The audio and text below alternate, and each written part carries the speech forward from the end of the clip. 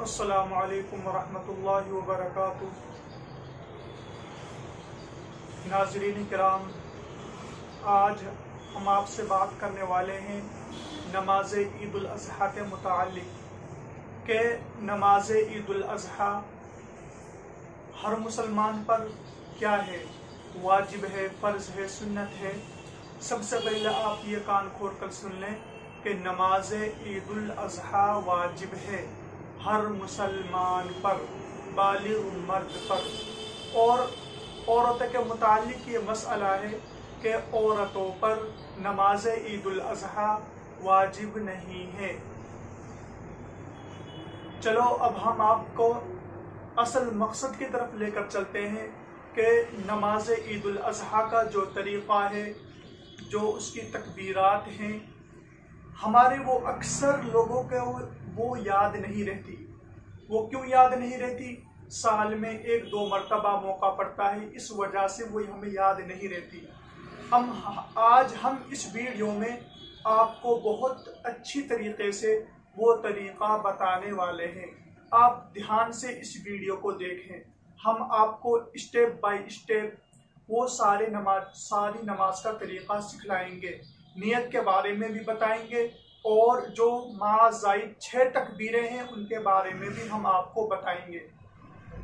सबसे पहले जब आप अपने घर से नमाज ईद उल अज़हा के लिए ईदगाह की तरफ निकलेंगे तो रास्ते में आप बातें करते हुए ना चलें और हंसते हुए ना चलें। एक रास्ते से जाएं और दूसरे रास्ते से आए। और जब हम नमाज ईद उल अज़हा के लिए ईदगाह की तरफ निकलें तो तकबीरात, जो अय्याम तशरीक की जो तकबीरात है, उनको बुलंद आवाज़ के साथ पढ़ते हुए चले। वो तकबीर ये है, अल्लाहु अकबर ला इलाहा इल्लल्लाह वल्लाहु अकबर वलिल्लाहिल हम्द। इनकी बहुत बड़ी फजीलत वारिद हुई है। चलो अब हम आते हैं नियत की तरफ कि हम ईद उल अज़हा की नमाज की नियत कैसे करें। सबसे पहले आप सुन लीजिए कि नियत जो है ये दिल के इरादे का नाम है। नियत क्या है? ये दिल के इरादे का नाम है।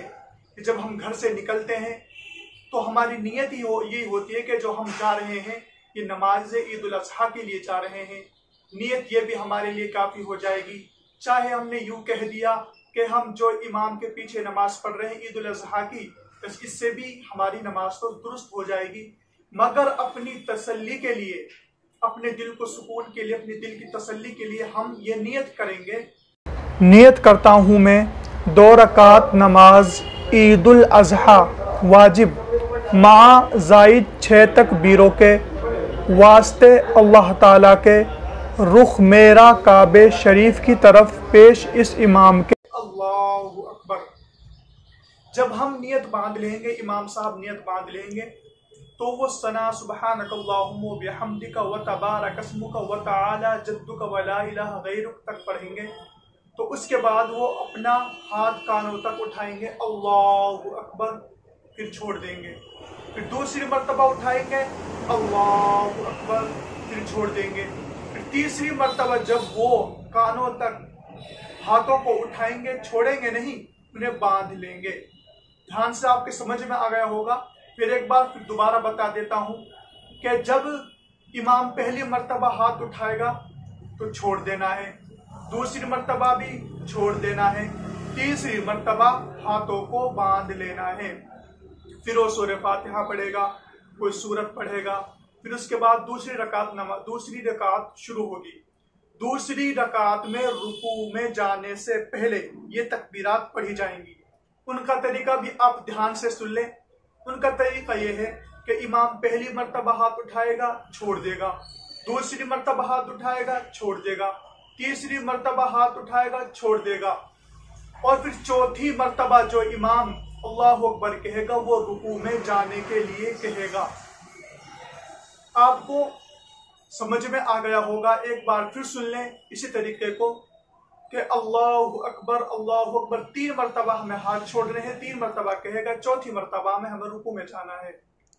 तो आपको नाज़रीन किराम, आपको ये तरीका बहुत अच्छी तरह से मालूम हो गया होगा।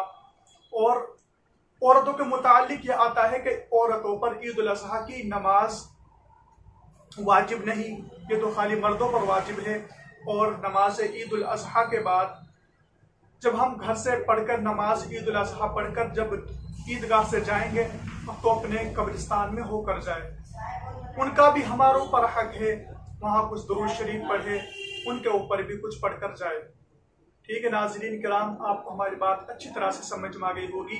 और नाज़रीन किराम, अगर आपको हमारी ये वीडियो अच्छी लगे तो इसे शेयर करें, कमेंट में अपनी राय ज़रूर दें, और हमारे चैनल को अगर आपने सब्सक्राइब नहीं किया है तो सब्सक्राइब ज़रूर कर लें। और ये जो तरीक़ा हमने बताया है इसको ज़रूर सीख लें, जभी हमारी नमाज दुरुस्त होगी, हमारी नमाज सही होगी। नाज़रीन किराम, अस्सलामु अलैकुम व रहमतुल्लाहि व बरकातुहू।